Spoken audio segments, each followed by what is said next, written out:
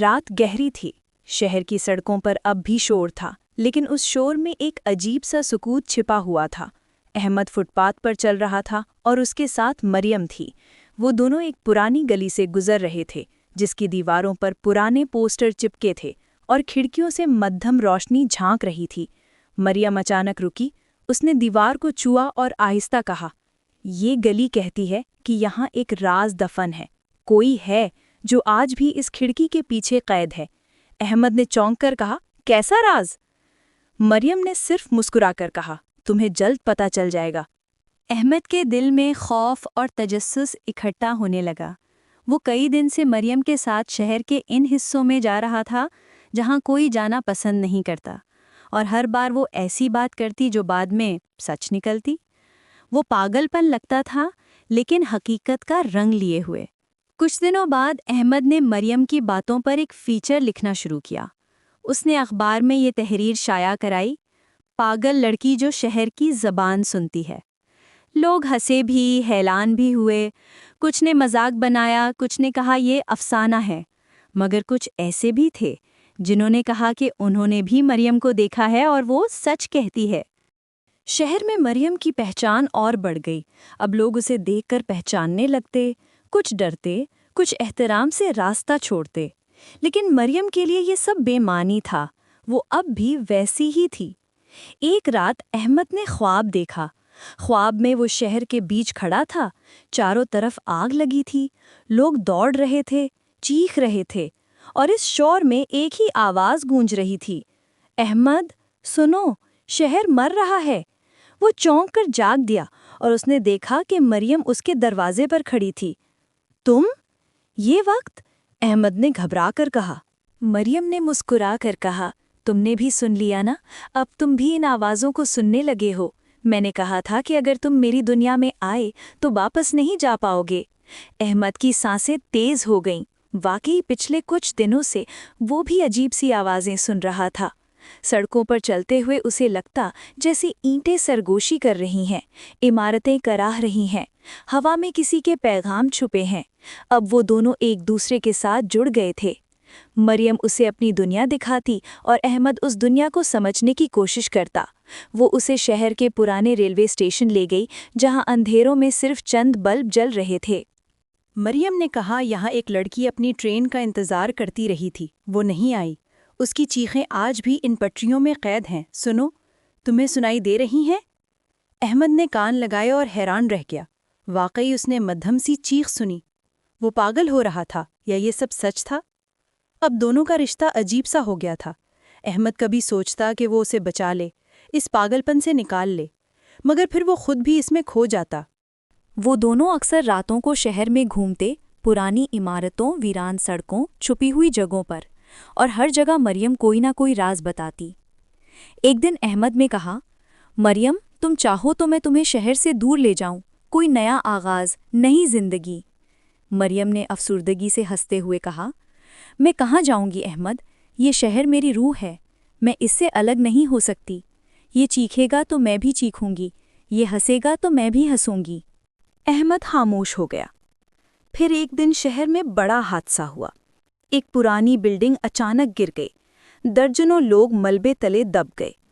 احمد جائے حادثہ پر پہنچا تو اس نے دیکھا مریم پہلے ہی وہاں کھڑی تھی، وہ زمین کو چھو پر رو رہی تھی۔ میں نے کہا تھا نا، یہ دیواریں مر رہی ہیں، کسی نے میری بات نہیں مانی۔ احمد کا دل ٹوٹ گیا۔ وہ جان گیا کہ مریم صرف ایک پاگل لڑکی نہیں بلکہ شہر کی آواز ہے۔ وہ جو کچھ کہتی ہے وہ شہر کی دھڑکن ہے۔ اب احمد کے سامنے ایک راستہ تھا، یا تو وہ باقی سب کی طرح اسے پاگل کہہ کر چھوڑ دے یا پھر اس کی دنیا میں ہمیشہ کے لیے قدم رکھ لے۔ اس نے فیصلہ کر لیا۔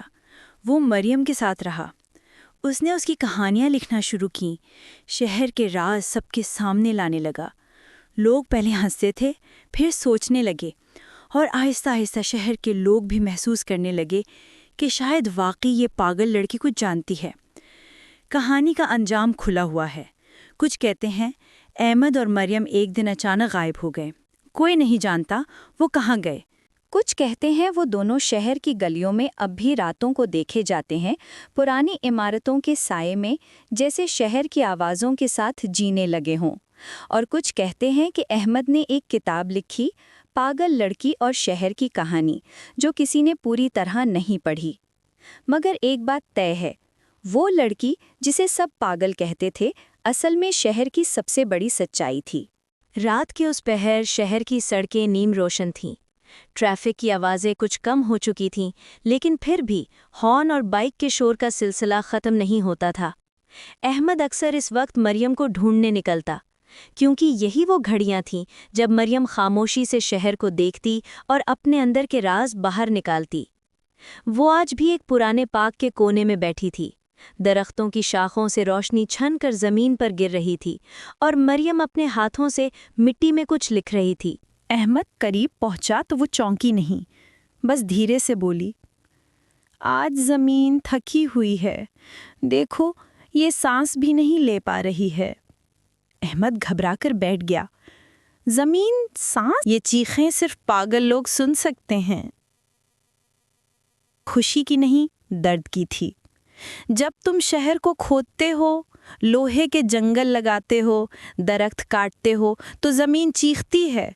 ये चीखें सिर्फ पागल लोग सुन सकते हैं। अहमद के रोंगटे खड़े हो गए। उसे लगा कि वाकई मरियम पागल है, लेकिन फिर दिल ने कहा कि उसके अल्फाज में कोई सदाकत है। कुछ देर बाद वो अचानक खड़ी हो गई और अहमद को साथ चलने का इशारा किया। वो दोनों शहर के तंग गलियों में निकल आए।